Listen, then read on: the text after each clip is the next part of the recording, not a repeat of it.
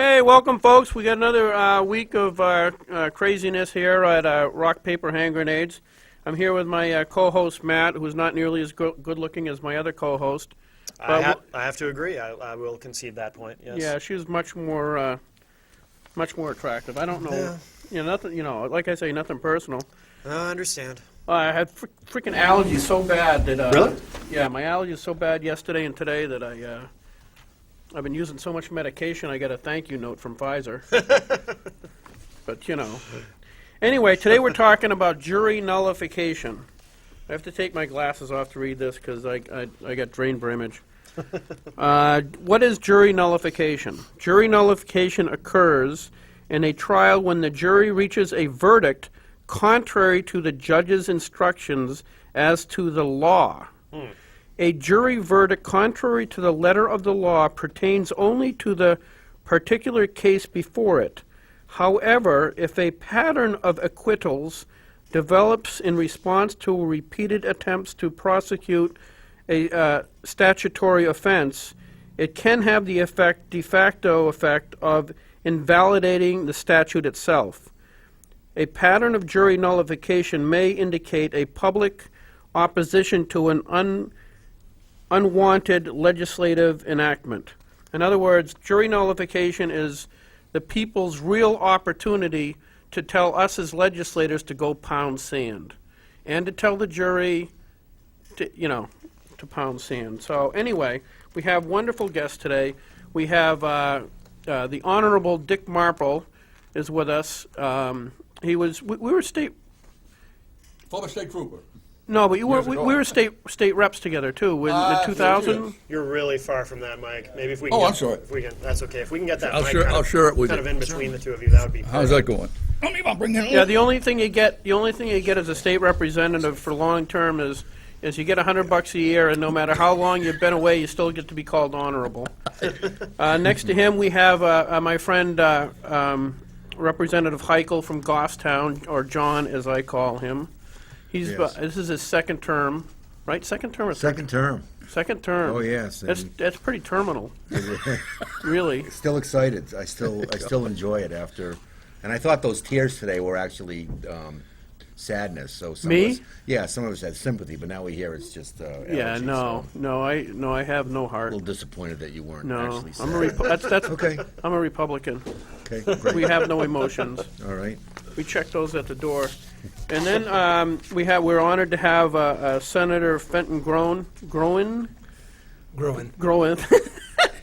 I've known his brother's in his second term, right? My brother's in his second And you're in term, your right. first term as a senator. He's a state rep, Oh, interesting. and you're not nearly as much of a jerk as he said. So I just want you to know that. So anyway, we'll start off with the senator. Give people an idea of how you got involved in all this.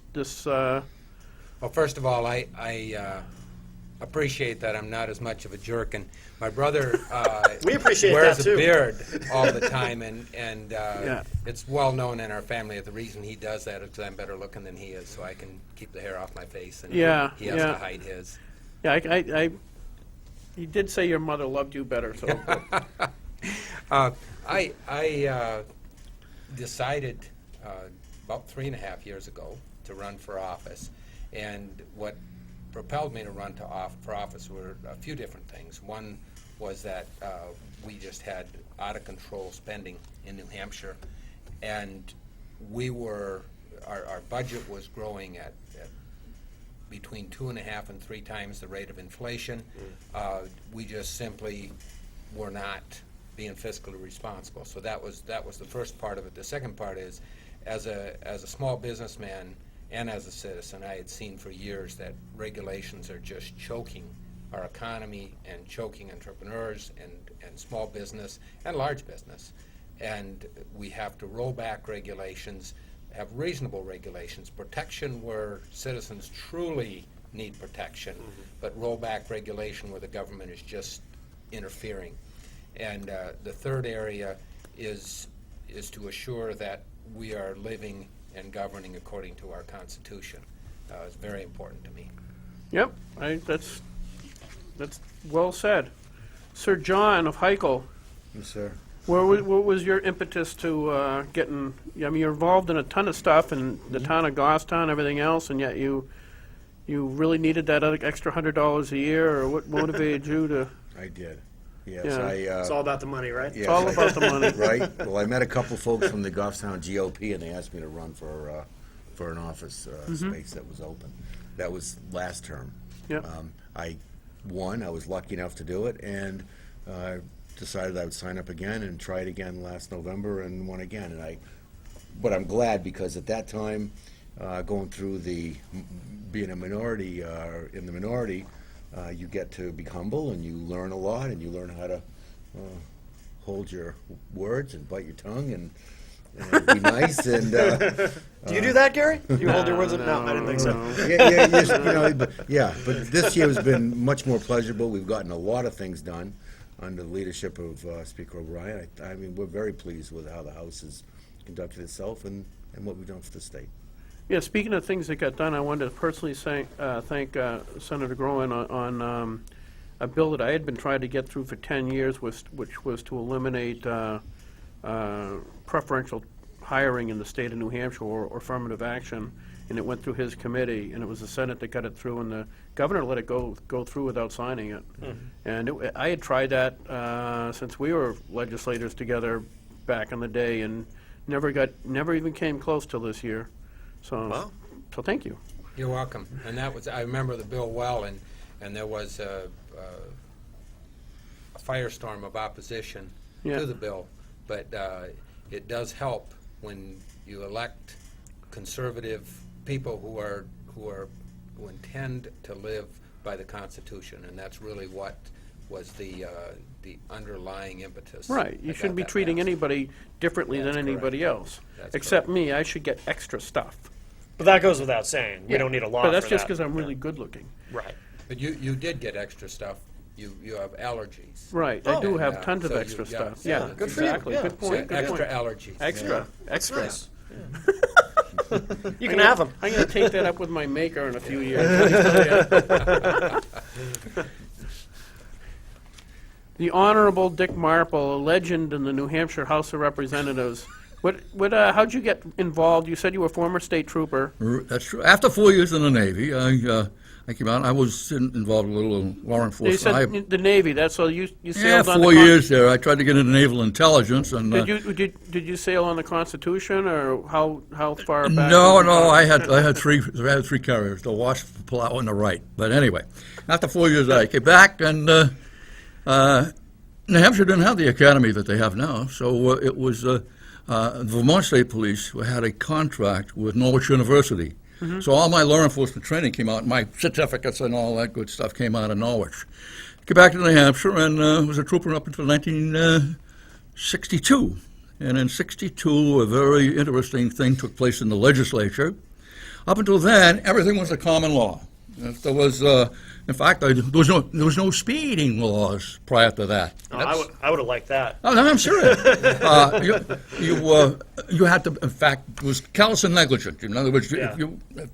and you believe it or not, you didn't even need a license to drive unless you'd been involved in an accident. No kidding. Or were a commercial. Yeah. Commercial operator, driving a van, a taxi, or a truck, in other words, making income from the highways. Yeah. But anyway, what happened was and this was going on through the entire country, there was an effort to put through what is now known as the Uniform Commercial Code. And the Uniform Commercial Code actually is nothing more than a statute, which statutizes the commercial intercourse that we're all involved in every day. And it changed. Hey, you don't tell your wife that, do you? Can we even say Sure. that I on don't know if TV? you can say that. Commercial Yeah, I don't intercourse? That's another what word it for is. porn, isn't No, it? I just, no.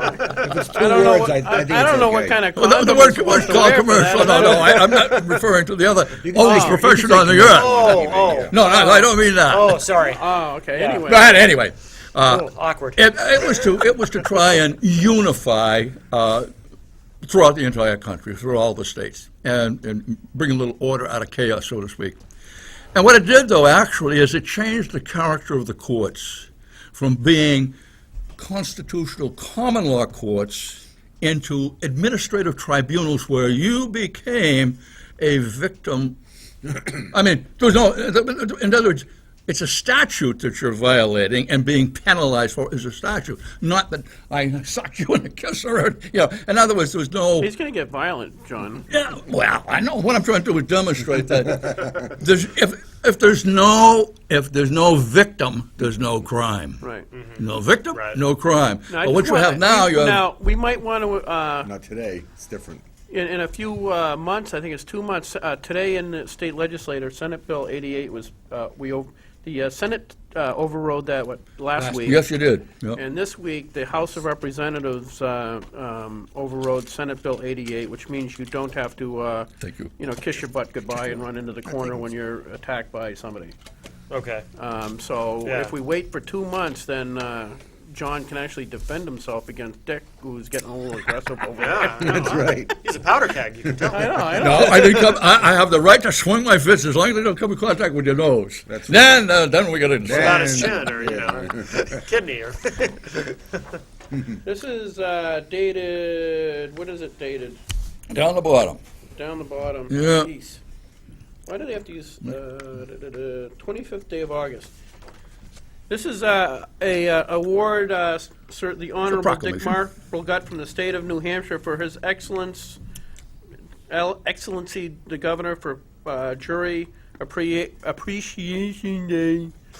Was that September what? September 5th, every year. It's in honor of, believe it or not, of John Peter Zenga. Let me talk about John Peter Zenga, because that goes back when the corruption in politics in New York City, back when, and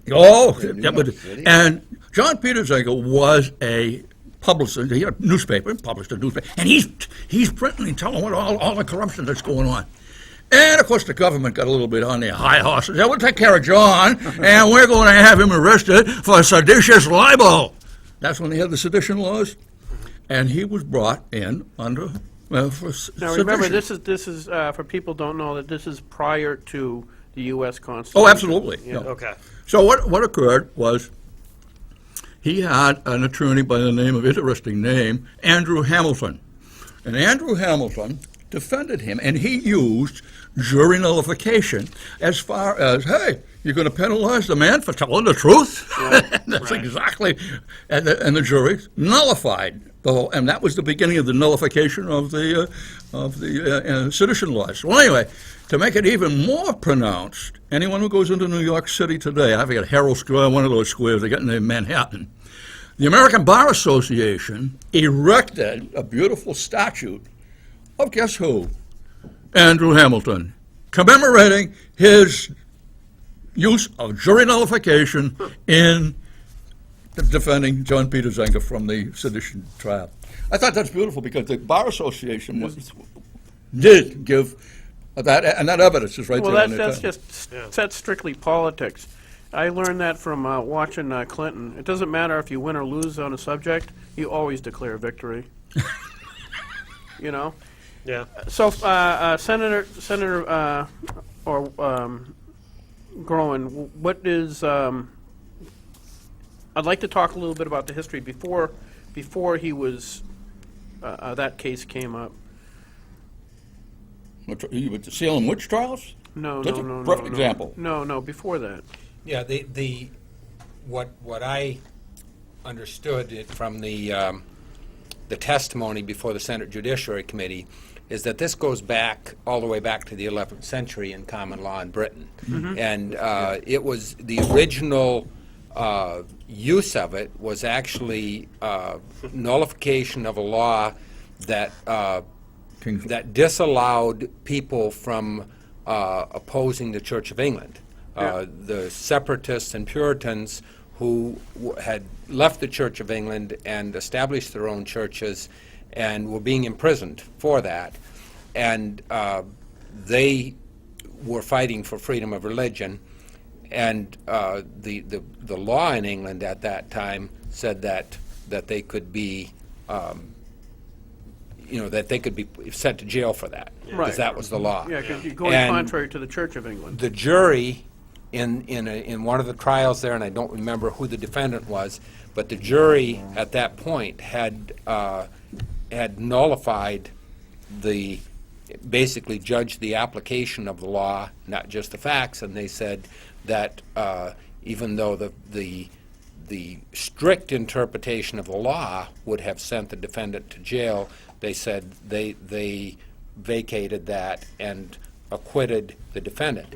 The court at that point promptly put all of the defendants, it was multiple defendants, in jail. For the jur- but they the put the long-term jurors ones- in They jail. put the jurors In in jail.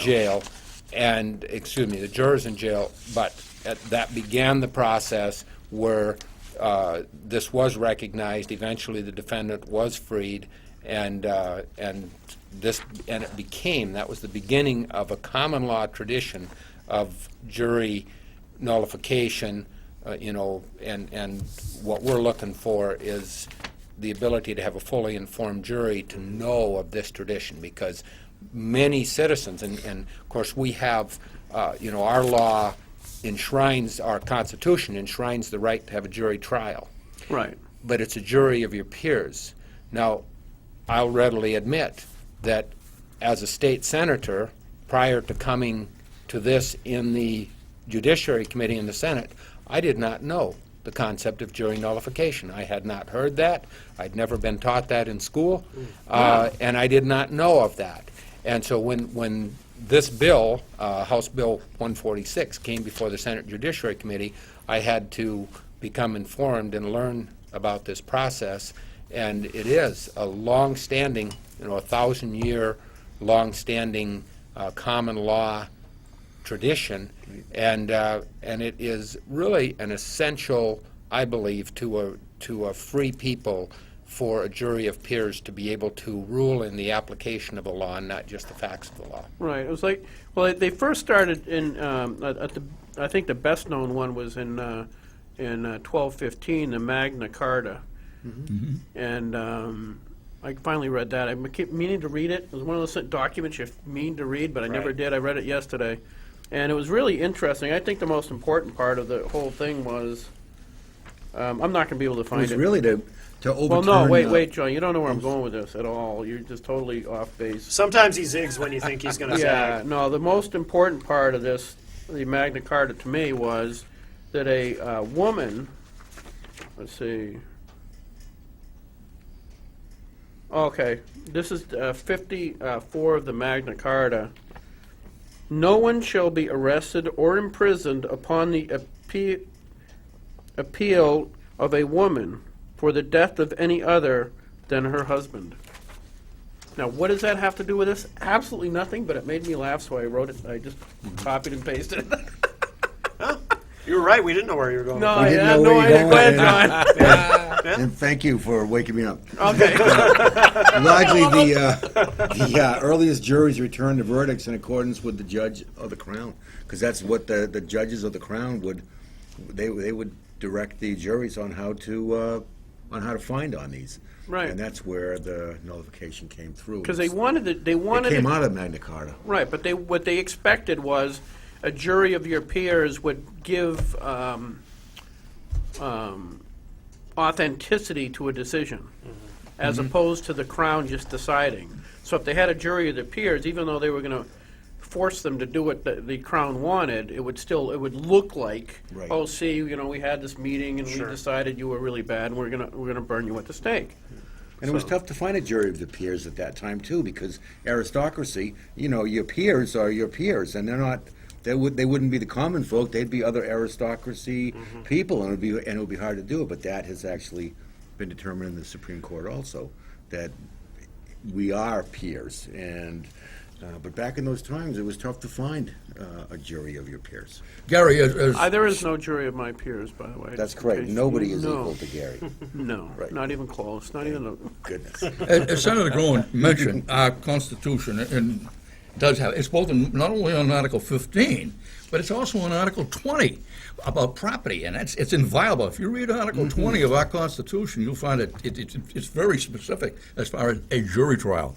And that's what it's all about. And people, if they don't know what their rights are, they don't have any. Well, that's It's as simple as one that. reason we have this show, is we can actually talk about stuff that most people don't even have time to talk about or understand, because that's one of the cool things about being a citizen legislature. We go up there, we're not really beholden to anybody. Right. You know, you got crazy people like Dick over there going around telling people about this Constitution thing. You know, Foundation of all humanity. yeah, and it's awesome because I didn't know anything about jury nullification until I went to the legislature, and I don't know if it was Lars or you that gave me the. Might have been Paul Mirsky too, but you know, it's just an amazing thing. They actually had one of the before we had signed off on our Constitution. There was also the Crown was trying to force all of the shipping to go through England, so that they could tax it. Right. And any captain that went around the shipping lanes would be arrested, brought back to the States, and they would go to court. Yeah. And the juries were just throwing out the cases. Really? Oh yeah, they didn't care. Yeah. He says, you know, we're not stopping in England. That's just ridiculous to go all the way to England and then go over to, you know, Africa or wherever you were going to trade. So they just threw the cases out. And that's when that's one of our traditions that is really bad, is the laws of the Admiralty.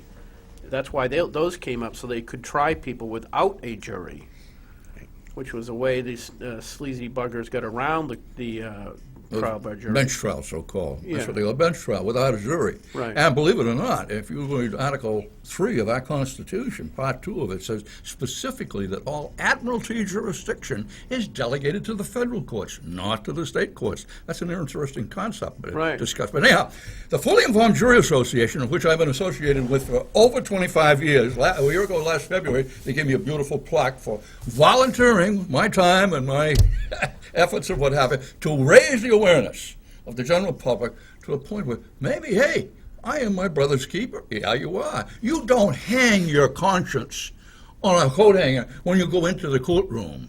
Your conscience is what dictates Right. what you're going to do on that as a member of the jury. And so one individual can, if you accept the expression, hang the jury.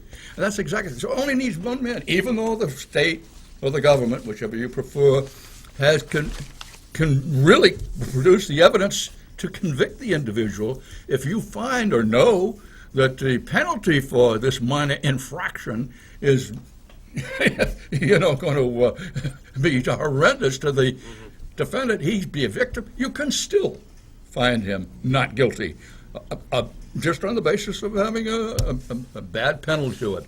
But anybody interested, 1-800 TELJURY, 1-800-TELL-JURY, an easy one to remember. And our website is www.FIJA, F-I-J-A. FIJA is the acronym for Fully Informed Jury Association.org. Easy one to remember, FIJA.org. Yep. So if you go to that, you'll get a tremendous opportunity to use the menu that's on there. There's a little banner across the top there, and it tells you all the different things that you can look into. You can get literature, download literature like this, which you can distribute yourself if you're so inclined. Now, speaking of that, actually, some people have actually been arrested for Spreading out that's correct. literature in front of courtrooms. Really? Oh, yeah. In New Hampshire? Oh, or, there's a- or another. And I don't know about New Hampshire, but I know that it's been done around the country. Really? It wasn't Florida. There's been a couple of cases, one in New York, and which is existent now. And he, of course, he's appealed it. And he's not a young man. He's younger than I am, but he's been doing it for years. Yeah. I can't think of his name. It escapes me now. So I think on just basic First Amendment grounds, you couldn't prevent someone from doing that, right? You I would mean, be surprised. As what long, the as court long wants as you're to get on the away with. sidewalk, and then again, you've got to. I mean, if why have confrontation? Discretion is the better part of valor. Right. So if you have an official or a court that's going to try and bow to him, hey, why have a confrontation? Just come back the next day or go out and. Right. In other words, be saneful Yeah. about it. Don't invite controversy. Yeah. Yeah. So anyway, so let's go on to Senator Fenton or John. Let you guys get word in edgewise. I'd like to say I think the jury is probably one of the most important jobs that we have in this country. And the fact that one hung juror or one juror that comes out with a not guilty verdict can change the course of that entire trial. And I think that is the purest sense of the republic for which we stand. Because in a true democracy where more than 50% is a ruling factor in a court, all you need is one, so everyone has equal rights, even if it's just one, or equal powers to that. And I think the jury itself is the most purest sense of what a republic is. I also think that the use of jury nullification needs to be done and handled more through the education process, because you are selected to be on a jury, you have no idea what it is, you think you're going to be confined to this place for a while, you don't know how long, but you're going to be confined to this, and you're taking your instruction from people you're taking instruction from people who are not interested in giving you the constitutional instruction that you really should have. Right. And you can't tell them that you know about jury nullification, because you'll be kicked off the jury Yeah. if you Yeah. disclose that. But if you don't disclose it, and you use that as an underlying intent to go through the case and to with the pretense to nullify, then you can also be subject to trouble also. So I think this is a right, a constitutional right we all have, and somewhere at a very early age, our children, our students, everyone needs to understand the power of being a juror. I think also if people understood how much authority they had as a juror, if people understood how much authority they had as a juror, you would have less resistance to people not volunteering, but when they get called up. Because Right. people go up there all the time, they get called up for jury duty, and they do whatever they can to try to get out of it. Sure. Right. Oh, yeah. If they actually understood that they could effectively change New Hampshire or federal law Right. by sitting on a jury. That's right. And a juror actually, in some regards, has more authority than you and I as a state rep or even a senator, if it's done well. Absolutely correct, Jury Gary. has all the power. Thank you very much. Because you just identified the fourth branch of our government. You got the executive, the legislative, and the judiciary. And then the fourth branch is we the people. From whence, and if you read your Constitution, Article 8, the first word in Article 8 is all, and the second one is power. All power residing in and being derived from we the people. All of the magistrates and officers of government are the substitutes and agents, and at all times accountable to them. What a beautiful article to have in our Bill of Rights. Yeah. Because the power comes from the people. Yeah, I would differ a little bit. I would not regard we the people as a fourth branch of the government. I would, if you were looking at an organizational chart, I would see we the people up here, and then I would see the three branches below that. You're absolutely correct.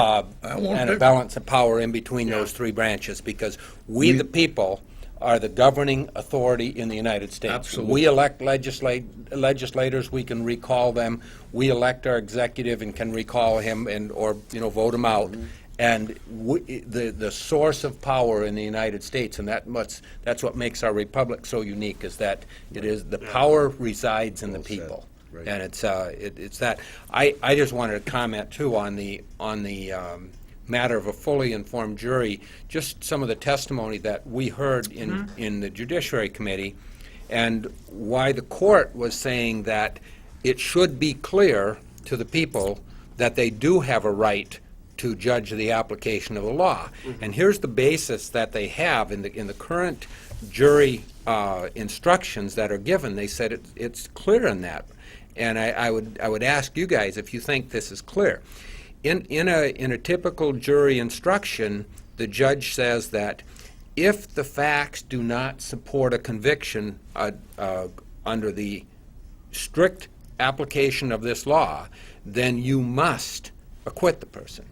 If the glove But don't if fit, the you gotta facts, acquit. but if the facts do support the application of the law, you should convict. And they say the difference between must and should to any informed jury member means you don't have to convict even if the facts support that. So they are expecting a common citizen, of which I am one, to have known that the difference between must and should in their mind equals a fully informed jury. Okay, but Now, that doesn't occur to everyone, so therefore... absolutely not. Right. Wouldn't have occurred to me Right. until I heard you know, lawyers arguing that difference, and I actually also sit on the JALCAR committee, for which many people have expressed sympathy to me for, but JALCAR is Joint Legislative Committee on Rules. And, you know, we get into this may versus shall and must versus should and that type of thing, which have a big legal meaning. Sure. But that's for people who have gone to law school. And juries are not made up of lawyers, thank God. They're made up of we the people. Amen to that. And so it's very important that we have an opportunity for the defense to inform the jury of this right for a jury nullification. And the way it's worded in the law, it says that, and this is an amendment that I'll be presenting at the next Judiciary Committee meeting, is this is how the change would read: in all court proceedings, the court shall permit the defense, which is an inclusive term, the defendant and the defendant's counsel, to inform the jury of its right to judge the facts and the application of the law. And in most situations, the jury instructions are given that the jury can judge the facts. And if the facts support conviction, they must convict. Right. And the reality here is we want the jury defense, the defense, to have the opportunity to inform the jury that the jury can say, yes, we hear all the facts. And under a strict interpretation of the facts, we would find the defendant guilty. But the application of the law in this case would not bring about justice, and therefore we're going to judge the application of the law and not find the defendant guilty. And I want to just give one example, a case that Yeah, I that's think what I was many hoping of you you were are familiar with, is the Ward Bird case. Absolutely. In the Ward Bird case, the jury was instructed to judge on the basis of the facts of the law. Wait a second, back up. Just for the viewers, in case they don't know, the problem is when we get up as legislators and start speaking to the general public, we've heard so much stuff all because we're into it, that they might know. The Ward Bird case, in case you didn't know it, was a woman came up to his property, drove up past umpteen no trespassing signs, drove up to his house and insisted on something, and he asked her to leave. She refused to. She was, I forget what state she was from. She was in a state out of her mind, and I think all he did was expose his firearm or whatever. But He brandished his firearm. He took his firearm out and he held it up and he said, you know, I'm telling you to get off get my the hell off property my now. property. And which should be within his rights. I mean, as long as he doesn't shoot her for trespassing, which Absolutely. would be illegal, Right. unless he was, directly threatened. Right. But anyway, so she filed charges, and they were forced because of the way the law is written. Now, Okay, and under a strict application of the law had been written that if a person brandishes a weapon and it's not in self-defense and it's not in a situation where he can't retreat, then there must be a conviction and there must be a penalty. And in this case, if the jury had been informed of its right to judge the application of the law, I think that there would have been at least one, and I think more than one jurist in that group that would have said a strict application of the law in this case would result in a miscarriage of justice. right. And this is an excellent example that's very current. And by the way, Ward Bird was sentenced to 3 years in prison That's horrible. for taking his gun out and saying, you are trespassing, you've been warned numerous times, I demand that you leave my property. And I believe that's within his constitutional right. Our Constitution says that citizens have a right to bear arms in defense of themselves, their family, their property, and the state. I mean, And John does that it's to very Girl clear. Scouts when they come in to sell cookies, so. But the definition of brandish has many different Very meanings. What was he charged with exactly? Criminal threatening, or what was the actual charge? He was charged with brandishing because under the law as it had been passed, you were not allowed to brandish a weapon except under certain circumstances, and Oh, this okay. was not one of them. And brandish comes from anything. I mean, it comes from just exposing it once, Yeah. from concealed to not concealed. It doesn't have to It'd just be a matter of opening your just coat opening to it, show show it. it. Wow. Brandishing has a wide Okay. range of it. Isn't necessarily holding it in your hand or Yeah. pointing it. Just showing it, It's just yeah. letting them know that you have it. Okay. So that's what we've been addressing. What about for the hand past couple of grenades? years. I mean, Yeah, hey, you're brandishing that. He's brandishing a hand grenade. Well, you know, I got to inject something, which, again, this is for the And lawyers. be careful, because even though SB 88 passed, which has changed the law in that regard, it's not in effect for 60 days. So Yeah. we hope that nobody is going to challenge so you on your keep your on brandishing. my brandishing my Keep your hand hand grenade. grenade in your. Yeah. Gary, what I was going to say is there's been a lot of reference to the law. And, of course, this is legal parlance because that's what the lawyers live on is words. What is their stock and trade? Words. And so you can use words, and I have a little reference to my friends who perform the legal profession. Well, we have things that are legal, and then we have things that are lawful. Well, people say, oh, is this synonymous? No, they are not synonymous, any more than the word law is synonymous with the word statute. Legislatures enact statutes. There's only one law. That's the supreme law of the land, and it's defined as itself in Article 6 of the Constitution. It defines it. This is the law. Everything that the legislature does is a statute. And it's the same thing subservient- with Congress. and it's Anything that subservient to Congress that. does, it's a statute. Statutes at large. So when you get into the legal arena, if you will, words have specific meanings. And if you use the wrong word, well, then you're conveying something that you really didn't mean. So here's a couple of good words. Semantic subterfuge and sedition by syntax. Stop and contemplate what those words mean, because that's what we're confronted with. The legal profession confronts us with semantic subterfuge, and much of it is sedition by syntax.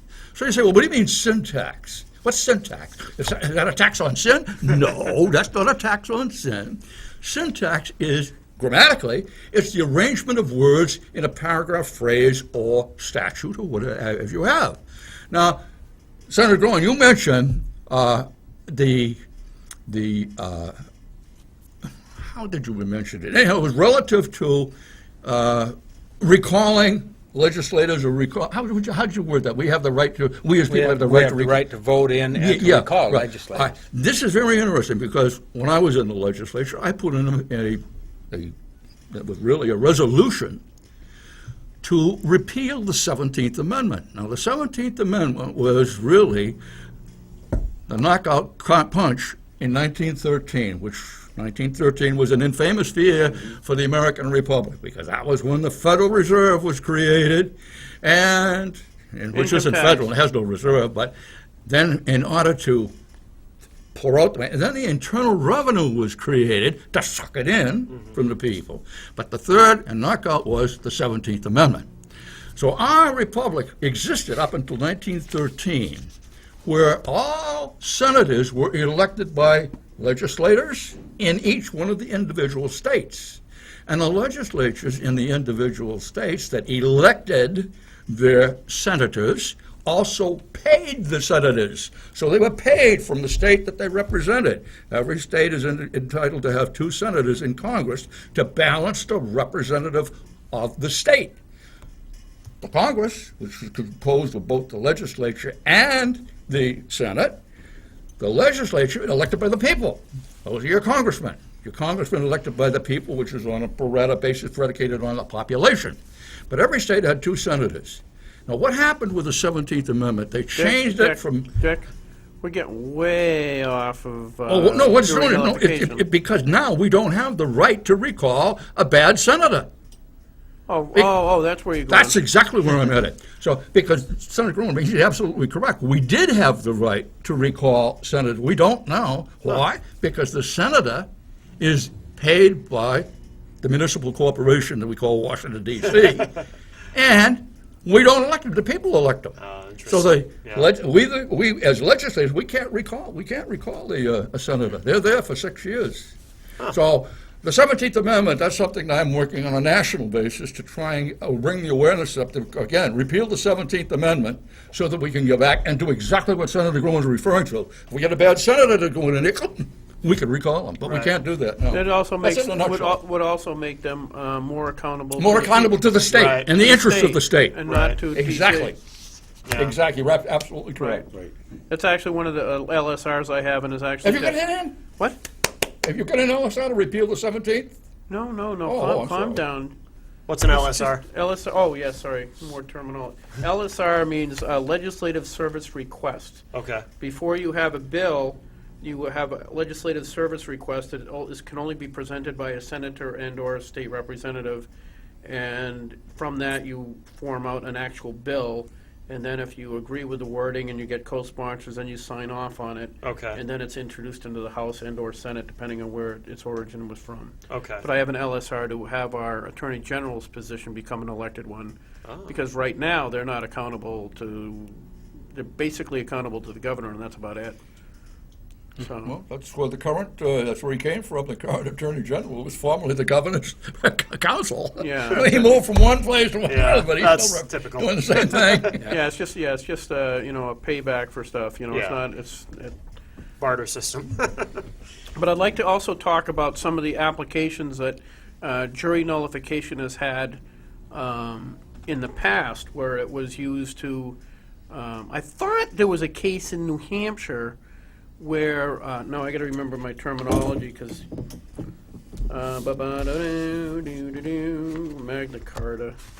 Magna Carta, oh, here we go. The Fugitive Slave Law. Right. This is one of the more recent times that it was used, jury nullification was used. Right. You guys want to speak to that, or? Very important. Very important. In From fact, what- yeah. go ahead. Well, that was when people were being prosecuted and for helping slaves become free. Okay. And this was one of the most important thing, and so jury nullification was helping, especially in the North. In the South, I don't know if this would have worked so well. But the Probably North, not. but it was working in the North, and that was the problem. And that's actually where this jury nullification was coming from, out Yeah. of the northern states. And there again, in that case, the fugitive slave law was a federal law that was passed saying that any slave, any escaped slave, fugitive slave, who was found outside of its home state and was caught, that the state where that slave was apprehended and imprisoned had an obligation to return that slave back to the slave's owner. And there were obviously, you know, recall history, there were many people in the North who were strongly opposing slavery, and this was totally against their conscience, to return an escaped slave back to the ownership and control of the owner in the South. So they would, the juries, and again, in this case, it only took one juror who was principled in that matter to say, I know what the direct application of a law is. I know the facts. This slave was escaped from John Smith, let's say, in South Carolina, and we know that. That's a fact that's been established. We know that Jack here in New Hampshire, Jack Jones, assisted and helped this slave, and that under the fugitive slave law, he can be punished for that. But this juror says that's not right. That's just simply not right. That is an immoral application of a law, and it's unjust. I'd like And so to- they could vacate they could refuse to convict on the basis, even though the facts supported conviction under the fugitive slave law, they could refuse to convict on the basis of justice. I think That's your that conscience. I want to. This is a pitch for a later show. I don't know when we're going to do it, but we're going to do something soon on the separation of church and state. Oh. And people should know that the fugitive slave law and the way the North dealt with that, not returning slaves, not upholding the law, and all that rebellious rebellion against the federal government trying to force us to do stuff, was directed mostly by the churches. You know, people don't know it. The churches were very, very active politically, and they were the ones on the jury. There was the Christians on the jury that said, "No, this is immoral. Right. I don't care what the law says." And I was actually Alexander Solzhenitsyn, and I'm paraphrasing because I can't remember my own name, much less exactly how he said it. But Alexander Solzhenitsyn, who was somebody who a Russian dissident who came over and lived in Vermont for a while and spoke at Harvard University in '78, said that he came from a country that had no law, and it's a horrible state of humanity to live in a country that has no law. Yeah. But it's not much, it's certainly not worthy of humanity to live in a country where the law trumps morality. Right. And which is where we're at, because we don't have that influence of an informed jury. Because if you have an informed jury, you don't convict somebody, that is a slave that's been escaped up to the north. You don't convict the person that protected him. Right. You don't convict people like Ward Bird. Right. Because basic morality dictates otherwise. Right. And that's what the informed jury really is all about, is to tell, the people's authority to tell legislators like us, you're full of garbage, or the federal government or anybody else. They have ultimate power to tell us to go pound sand. And to apply common sense, like in the Ward To Bird. apply common sense Right. to a ridiculously logistic. Yeah, that was one of the main things. I've been doing a lot of medical marijuana today. Let me tell you. No, it's okay. I got glaucoma. But it was funny that the Secretary, it was funny how Secretary of State Daniel Webster actually was in favor of this law.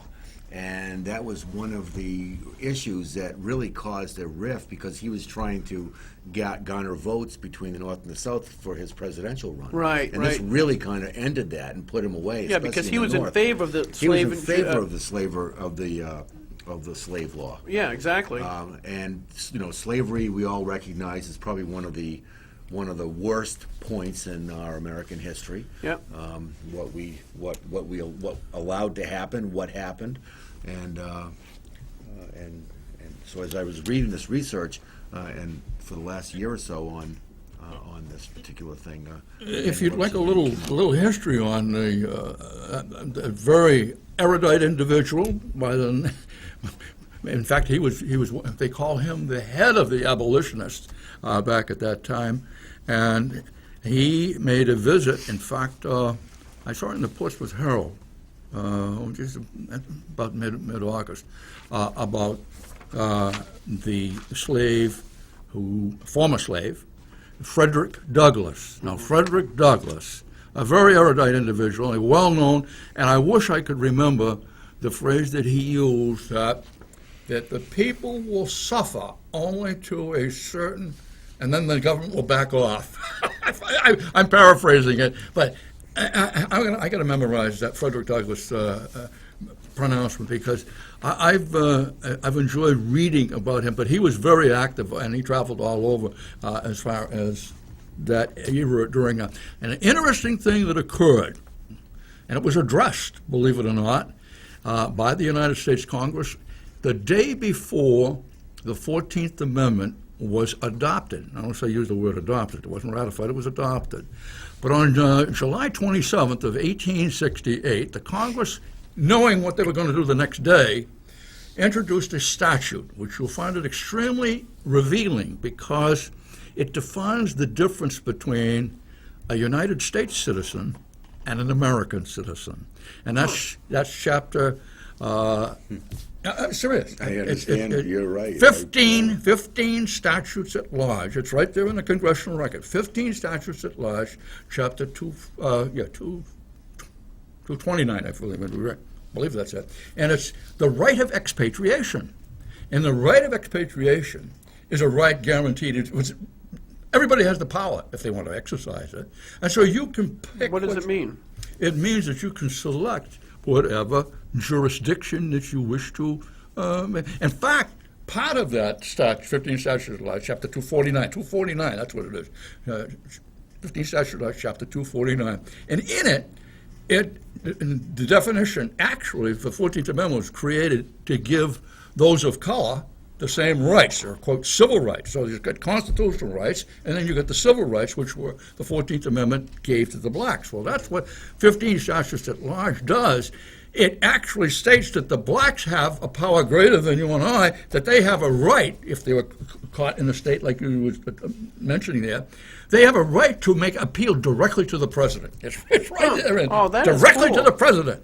That is Yeah. pretty cool. Read that; it's very interesting. So the blacks were being taken care of, back then, and that's the statute that the Congress enacted in order to give them that power. That if they were hassled in Michigan or New Hampshire or wherever, that they had a direct connection to the president. Interesting. And that's the 14th Amendment. Well, no, the 14th Amendment was erected the next day. I say erected; it was adopted in order to see. There was only one class of citizenship up until the 14th. Right. And then you had the dual class. If you look in your Constitution, you'll see that the word citizen, and again, this is semantics, if you will, in the body of the Constitution, everywhere the word citizen is used, it's a capitalized. So capitalization and lowercase also have meaning in law. Okay, we gotta wrap up in the next couple of Sure. minutes. But so anyway, if you're going to serve on a jury, you really should start to know your rights as a juror, regardless of what the judge tells you. The judge is not the final arbiter of whether that law is just or unjust. As a juror, you are. So if you convict somebody, one of the laws that bothers the heck out of me is you get a 17-year-old kid who gets caught with a joint, and yeah, maybe that's a criminal charge, but if you look at what happens if he gets convicted, he loses his ability to get student loans. Oh, yeah. He loses, his ability to get this job, that job, this job. Really screws The up his life, yeah. ramifications of being caught with a joint so far exceeds the crime itself Absolutely. that those decisions should be nullified.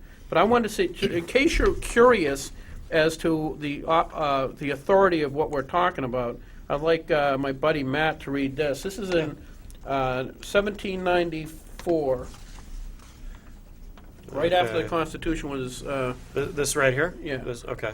We'll probably have to skip that call because we're almost out of time. So this is Georgia versus Brailsford, is Yeah. what I'm reading? Okay. Brailsford.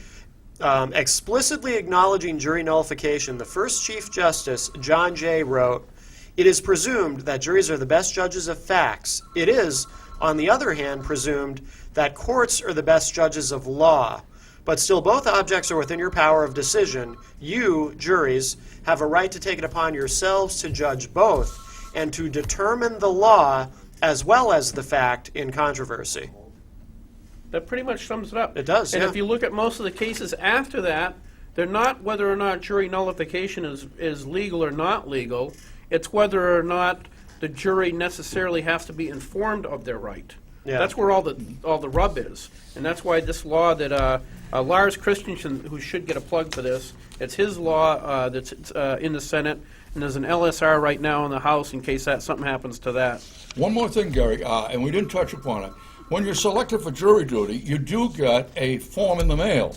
The only thing that you have to put on that form is your name, address, and phone number, how they get a connection. Don't fill out any more information because that is how the prosecutors use to stack the juries and kick people off. Right. So you have no obligation to fill out those questions. You do that voluntarily, and they'll say, "Oh, thank you very much." Yep. Now, get rid of this one, get rid of that one. Right, So right. that's something that people should know. All they have to do is the name, address, phone number, how they get a hold, and send it back. Do not fill out any more information on it because that's the way they stack the juries. Interesting. So if you hate lawyers as much as I do, if you hate judges even more so, become an informed juror. You can aggravate a lawyer, a judge, your legislature all at once. Nice. It's like a trifecta, It's an awesome power that people don't know they have. It's Yeah. like it's more important than voting. Yeah. Really. Knowledge is power. Know your Knowledge rights. is power. You should know your rights. Everybody out there knows their Miranda rights, but this is more important than your Miranda rights, really. And in case you just tuned in late, we're talking about jury nullification. And if you want more information, what's the website again? www.FIJA, F-I-J-A, which is fully informed jury.org. FIJA.org. FIJA.org. Or 1-800-TEL-JURY, J-U-R-Y. Tell 1-800 jury. Tell jury. So, Gary, thank you excellent. very much. okay, next week, we have the Speaker of the House. I'm going to open up a can of whoop-ass on him. Maybe not, I don't know. I do like my job as chairman of the pitching game, so maybe I won't do that. But no, we got Speaker Bill O'Brien in here. We're going to talk about what's gone on this past year and try to get rid of some of the misconceptions, because you hear all kinds of crap in the press about, oh, he's so mean and stuff. And he is, but I like him anyway. Is anything else there, Matt? You all good, or? I think so. Yeah, we're almost out of time. So, but this has been really interesting. We're going to be dealing with this jury nullification bill next session. Yes, we will. Yeah. So it's And- real and important that It's, if, Tell we your need we need to pass it out of Senate Judiciary Committee back to the House to body. confer. Yeah. Won't they? Call your senators. call your House. senators and your Yeah. representatives and get them on this and have them understand what this Call bill your means. senators right now and talk about jury nullification. Say you really want to be informed when you sit down as a juror. And a Thank lot you of them very might much. tell you that they Have a don't good know. evening, folks. Thanks, everybody. Thank you Thank very you. much, guys. Thank you.